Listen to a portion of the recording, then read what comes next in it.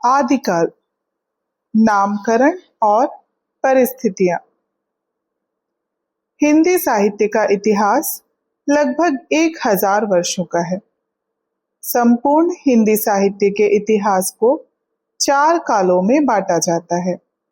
ये काल हैं आदिकाल अथवा वीरगाथा काल, पूर्व मध्यकाल अथवा भक्ति काल, उत्तर मध्यकाल अथवा रीतिकाल, आधुनिक काल अथवा गद्य काल। आदिकाल के चारण काल, आरंभिक काल, वीरगाथा काल, आदिकाल, संधि काल आदि विभिन्न नाम हैं, जिनके विषय में हम आगे पढ़ेंगे। आदिकाल का अर्थ है आरंभ का काल। इस काल में वीरतापूर्ण रचनाएं अधिक लिखी गई हैं, इसलिए इस काल का नाम वीरगाथा काल भी है। इस काल का समय संवत 1050 से 1375 तक माना जाता है।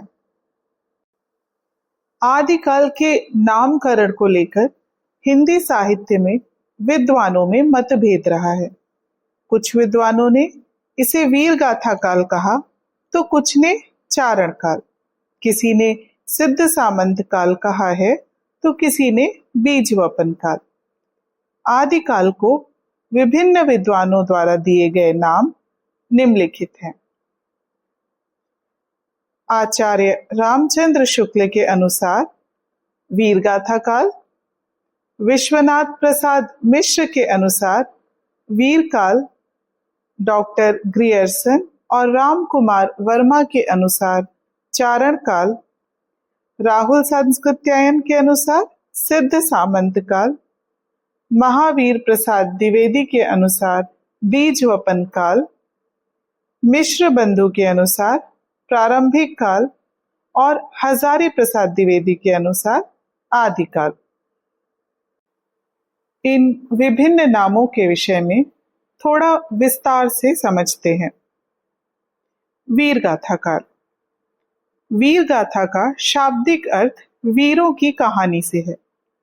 इस मत के समर्थक विद्वानों का मानना है कि इस काल में वीरता और युद्धों का वर्णन करने वाली रचनाएं अधिक लिखी गई हैं, इसलिए इसे वीरगाथा काल कहा जाना चाहिए। इस नाम का समर्थन करने वाले विद्वानों में आचार्य रामचंद्र शुक्ल का नाम प्रमुख है। वीरकाल। वीरकाल नाम भी वीरगाथा काल से काफी मिलता जुलता है। हालांकि वीरता के साथ अन्य प्रवृत्तियों को भी शामिल कर लिए जाने के कारण यह वीरगाथा काल से अधिक व्यापक लगता है। इस नाम के प्रमुख समर्थक विश्वनाथ प्रसाद मिश्र हैं। चारण काल। चारण का अर्थ होता है गुणगान करना। आदिकाल के समय अधिकांश राजाओं के दरबार में रहने वाले दरबारी कवि अपने राजाओं की वीरता का गुणगान किया करते थे। इन कवियों को चारण कवि कहा जाता था। इस नाम का समर्थन करने वाले विद्वानों का तर्क है कि इस युग के अधिकांश कवि चारण थे और राजा के दरबार में रहकर उनकी वीरता का गुणगान किया करते थे, इसलिए इस काल को चारण काल कहा जा सकता है। इस नाम के समर्थक डॉक्टर ग्रियर्सन और डॉक्टर राम कुमार वर्मा हैं। सिद्ध सामंत काल। इस नाम के प्रमुख समर्थक पंडित राहुल सांस्कृत्यायन हैं। इनका मानना है कि इस काल की रचनाएं सिद्धों, नाथों और सामंतों के जीवन पर आधारित थी, इसलिए इस काल को सिद्ध सामंत काल कहना अधिक उचित है। बीजवपन काल। आचार्य महावीर प्रसाद द्विवेदी ने आदिकाल को बीजवपन काल कहा है। उनका मानना है कि यह वह प्रारंभिक समय था जब हिंदी साहित्य के बीज बोए जा रहे थे, इसलिए इसे बीज वपन काल कहना अधिक सही है। प्रारंभिक काल।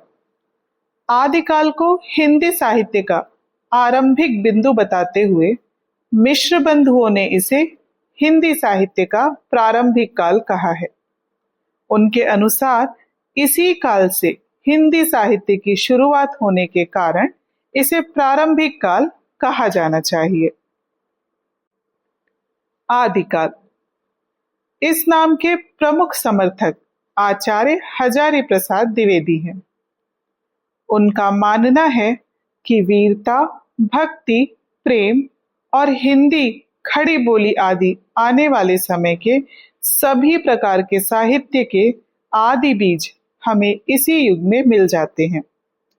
इस युग में जहां एक तरफ चारण कवि अपने आश्रयदाता राजाओं की वीरता का वर्णन कर रहे थे, वहीं दूसरी ओर सिद्ध, नाथ और जैन आदि भक्त कवि भक्ति परक रचनाएं भी कर रहे थे। इनके अलावा इस दौर के प्रसिद्ध लौकिक रचनाकार अमीर खुसरो हिंदी खड़ी बोली में पहेलियों और मुकरियों की रचना कर रहे थे। इस प्रकार आचार्य हजारी प्रसाद द्विवेदी ने बड़े तार्किक ढंग से इसे आदिकाल नाम दिया। निष्कर्ष। आदिकाल के नामकरण को लेकर विद्वानों में मतभेद होना स्वाभाविक है, क्योंकि प्रत्येक विद्वान ने अपने अपने दृष्टिकोण से इस काल की विशेषताओं का वर्णन किया है।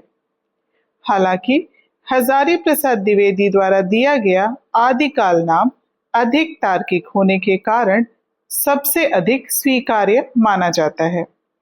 यह नाम इस काल की व्यापकता के साथ साथ विभिन्न साहित्यिक प्रवृत्तियों को भी दर्शाता है। आदिकाल की परिस्थितियां। आदिकाल को हिंदी साहित्य का प्रारंभिक काल माना जाता है। सामाजिक, राजनीतिक, धार्मिक और साहित्यिक दृष्टि से यह काल काफी उथल पुथल भरा था। राजा हर्षवर्धन के मरने के बाद देश छोटे छोटे राज्यों में बंट गया था और यहाँ के राजा आपस में ही लड़ते रहते थे। इसके अलावा देश पर विदेशी हमले भी हो रहे थे। समाज जाति, धर्म और ऊंच नीच के भेदभाव में उलझा हुआ था। धर्म की स्थिति भी ठीक नहीं थी। धर्मों की कई शाखाएं फूट गई थी। राजनीतिक परिस्थिति। राजा हर्षवर्धन के मरने के बाद देश छोटे छोटे राज्यों में बंट गया था। उन छोटे छोटे राज्यों के राजाओं के बीच आए दिन युद्ध होते रहते थे। इसके अलावा देश पर लगातार विदेशी हमले भी हो रहे थे। राजाओं के बीच आपसी लड़ाई और विदेशी आक्रमणों के कारण देश में राजनीतिक अस्थिरता आ गई थी। सामाजिक परिस्थिति। आदिकाल के समय देश की सामाजिक स्थिति भी अच्छी नहीं थी। समाज में ऊंच नीच और जाति वर्ग का भेदभाव जमकर मौजूद था। विभिन्न जातियों और वर्गों में बटे होने के कारण समाज कई तरह की बुराइयों से परेशान था। समाज में शिक्षा का अभाव था। आम जनता गरीबी और शोषण से परेशान थी। इस समय औरतों की हालत भी काफी दयनीय और शोचनीय थी। समाज में सती प्रथा जैसी प्रथाओं का प्रचलन भी जोरों पर था। सामंतवाद का बोलबाला होने के कारण राजा से लेकर जमींदार तक गरीब और आम जनता का शोषण करते थे। धार्मिक परिस्थिति। आदिकाल की धार्मिक परिस्थिति भी काफी उथल पुथल भरी थी। समाज में कर्म कांडों और अंधविश्वासों का बोलबाला था।